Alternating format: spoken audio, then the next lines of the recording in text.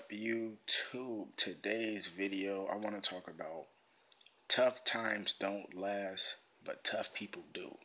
Now, before I start this video,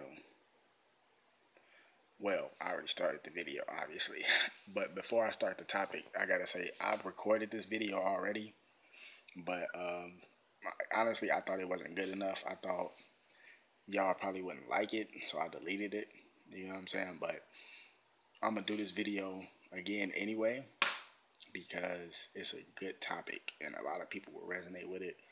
So, yeah. So, listen.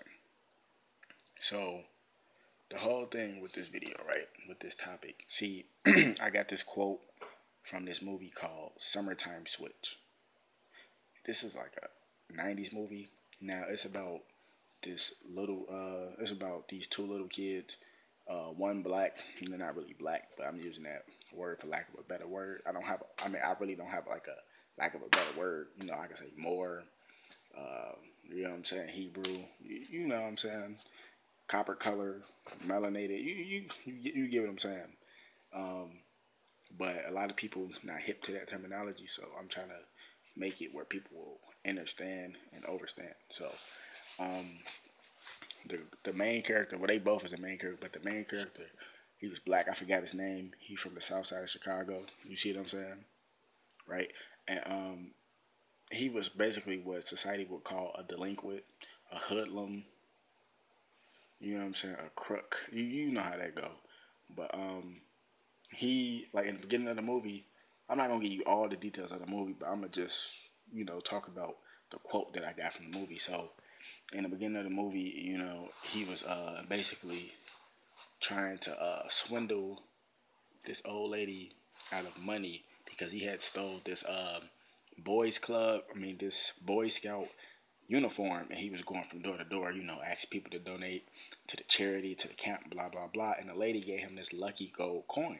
She said the gold coin had luck in it for like over 50 years, and her deceased husband gave it to her. So she gave it to the black guy, whatever. She was like, still should be some luck in there. And the Boy Scouts ended up catching him. They beat him up, took the uniform. They didn't take the coin. So he ended up going to court. And the judge told him he had to do 30 days in detention camp. You know what I'm saying? It was really like juvenile boot camp, basically. And the other dude, his name was Frankie or Franklin or something like that. That was the white guy. His name was Franklin or something like that. He come from a rich family, rich background. You know what I'm saying? Everything handed to him. Not saying that's a bad thing, but it's bad if you think you're better than everybody. Money buys this, money buys that. You know what I'm saying? He's one of those type of people. He was spoiled. So when they was going to the bus stations, to like the parts where they was going, because his dad was so busy. I guess his dad owned like a construction company or something. His dad was a billionaire, so his dad used to always tell him, "Oh yeah, I can't make it this summer, blah blah blah." You know how it go. Like if you come from a rich background, you know how it go. Your parents never have time for you. You know what I'm saying? Not that they don't want to spend time with you, it's just they busy.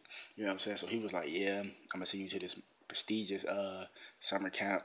You know what I'm saying? It's where all the rich kids go, blah blah blah." So when they was going to the bus station, their identities got switched. So the black guy ended up going to the luxurious summer camp, and the rich white guy, he ended up going to the detention camp.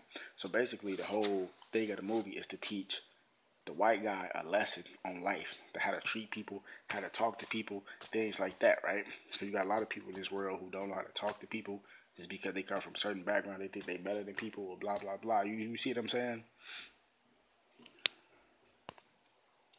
So yeah, I was just talking to somebody, so I had to pause the video. So I don't even know where I left off at. But anyway, like I think I was saying, like a lot of people, they come from different backgrounds. I repeated this already, but this is where I remember where I left off at. And they don't know how to talk to people. You know what I'm saying? They can talk to people any kind of way. But all people equal, though.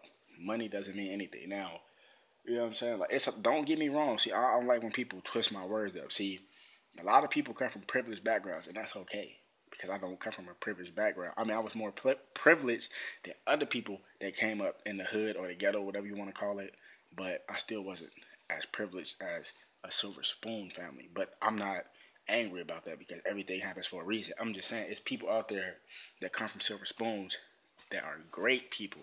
I know some of these people, they're great people. They're awesome people. You know what I'm saying? They have beautiful souls. Then you got some people that come from a silver spoon, copper spoon, bronze spoons, gold spoon. They just think they better than everybody. You see what I'm saying? That's not the case. But that's how that guy was. So, like I was saying, basically the whole thing of the movie was for the black guy to live, to see how it feels to live a good life, and for the white guy to see how it feels to get a lesson on life. You see what I'm saying? So they end up switching. They was calling the black guy Franklin or Frank, whatever his name was. I think like Frankie or Franklin or something like that. Some shit like that. You know what I'm saying? And yeah, people was like, yeah, they was like, whoa, yo, dad, this person, blah, blah, blah. So he was going around people. You know, you always got them nosy people, nosy rich people. Not even just rich people, but they rich in this sense, you know, nosy and stuff like that. Like, oh, blah, blah, blah. This guy can't be who he say he is, you know, trying to sabotage him and all that. And then the other guy, he was in the detention camp, the real Franklin or whatever. He was trying to tell them, like, yeah, I'm belonging here, blah, blah, blah. But, you know, you a juvenile in the system's eyes, so they ain't trying to hear nothing you got to say. You see what I'm saying? So there's one part where the warden of the camp, he was talking to three of the campers. I don't want to call them prisoners. You know what I'm saying? Because they're not prisoners. You know what I'm saying? It's a lot of people that's in jail now that's been wrongfully put in jail. You know what I'm saying? Whether they've been at the wrong place at the wrong time, hanging with the wrong people, you know what I'm saying? Don't get me wrong, it's their fault, but at the end of the day, they ain't do nothing, but that's how the system works. So, on the back, when he was talking to him, on the back, like where the warden was at, in the back, on the wall, it was the quote, tough times don't last, but tough people do. You see what I'm saying? So, basically what I'm trying to tell you is, you might be going through a tough time now, but it's not gonna last. You know what I'm saying? Like, I already came up with this theory already. The tables must turn theory. If you've been winning all your life, it's gonna be a time when you have to lose. That's just how karma works. That's just how life works. Point blank period. If you've been losing all your life, it's gonna come a point in time where you have to win. Because you have to see what it feels like to live on both sides of the spectrum. You see what I'm saying? You get what I'm saying? So look, let's take 2.5 Men as an example. Charlie Sheen. So Charlie Sheen, right? We all know who Charlie Sheen is.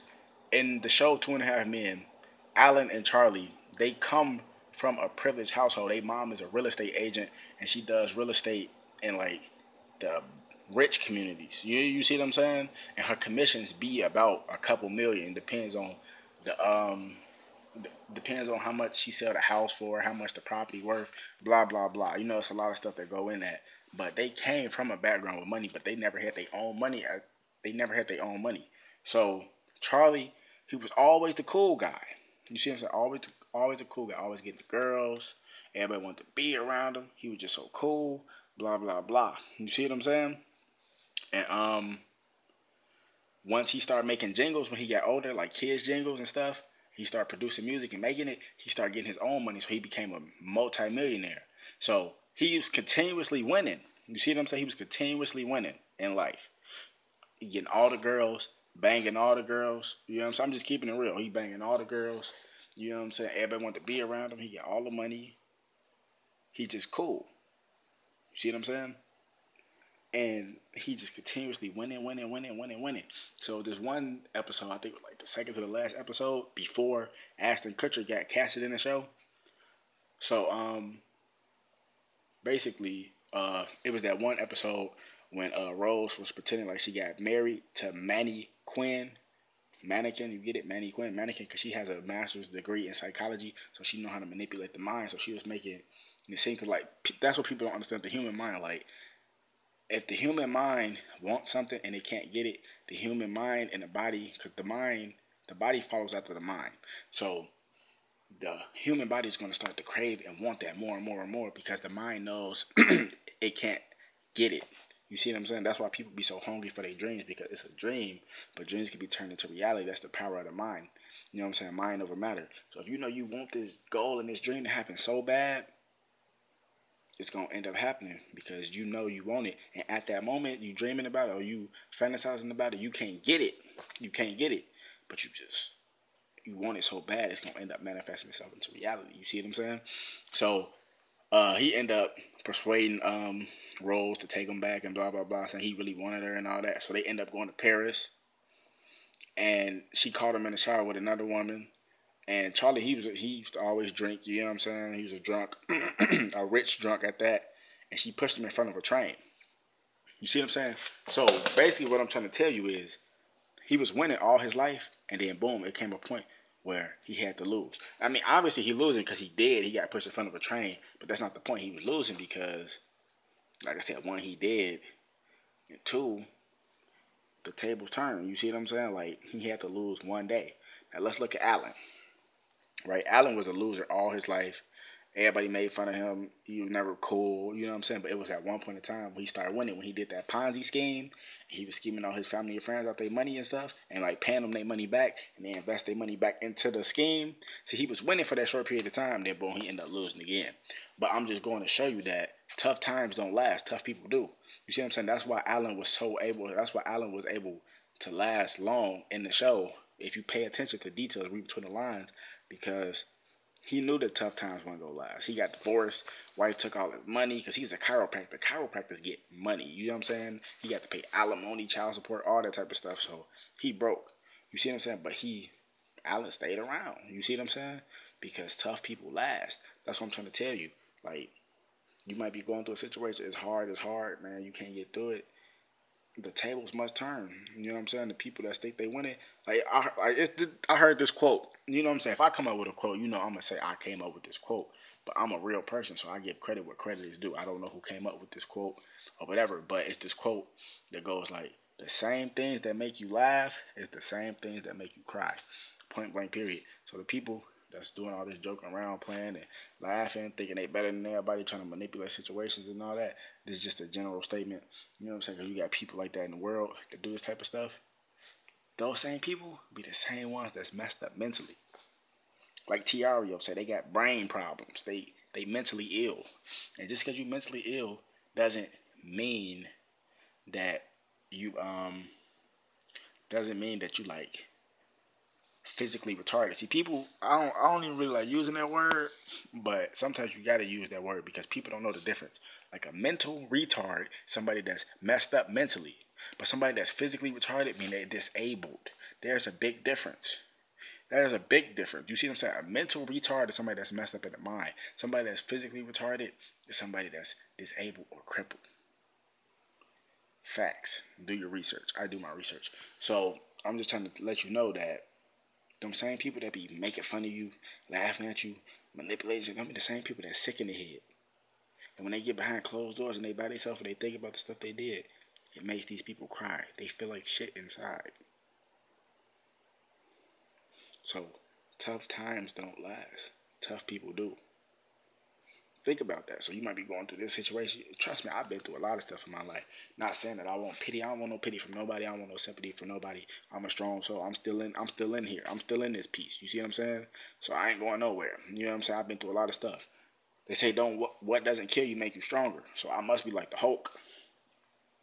The Red Hulk. You know what I'm saying? So it's like, just get through it. Because once you get through it, boom, that just made you stronger. It's a test from the Most High, man. It's a test from the universe. Everybody don't believe in the universe. You believe in Jesus Christ, Jah, Allah, Buddha, Lord Shiva. You know what I'm saying? The Dark Lords of the universe, Satan, Lucifer, whatever you want to call your God or whatever you believe in. That's your faith. I can't knock you for that. But I know what I believe in. I know what works for me. You see what I'm saying? So wake the damn up. This is a real spiritual message, man.